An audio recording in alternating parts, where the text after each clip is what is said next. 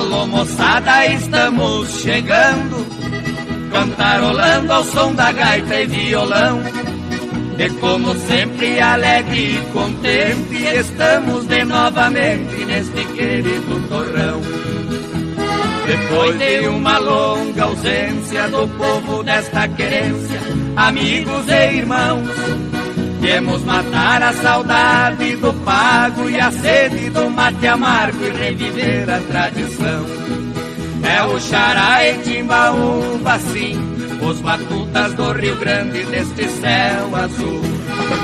Com a sanfona do Hélio Jardim, alegrando o povo dos pagos do sul.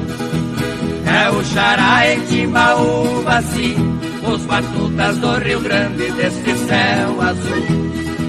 Com a sanfona do Hélio Jardim, alegrando o povo dos pagos do sul.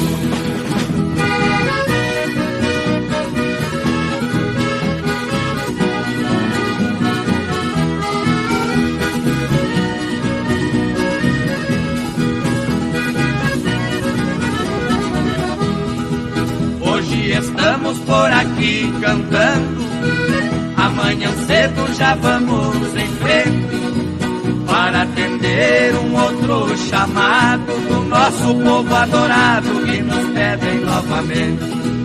Se alguém quiser a nossa presença em qualquer querência, mesmo sendo urgente, logo em seguida um aviso nos mande que os batutas do Rio Grande estarão presentes. É o xará e timbaúba, sim, os batutas do Rio Grande deste céu azul.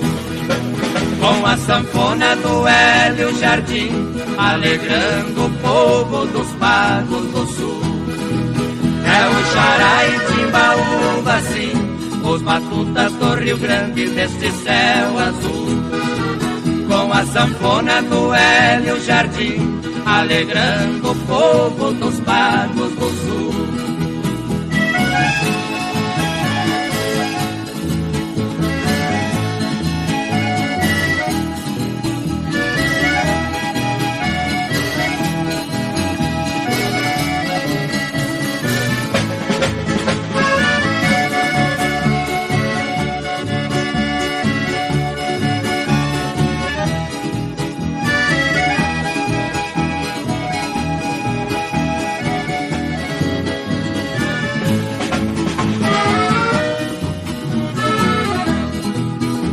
Xará e timbaúba, sim, os batutas do Rio Grande deste céu azul. Com a sanfona do Hélio Jardim, alegrando o povo dos pagos do sul. É o xará e timbaúba, sim, os batutas do Rio Grande deste céu azul. Com a sanfona do Hélio Jardim, alegrando o povo dos pagos do sul. É o xará e timbaúba, sim,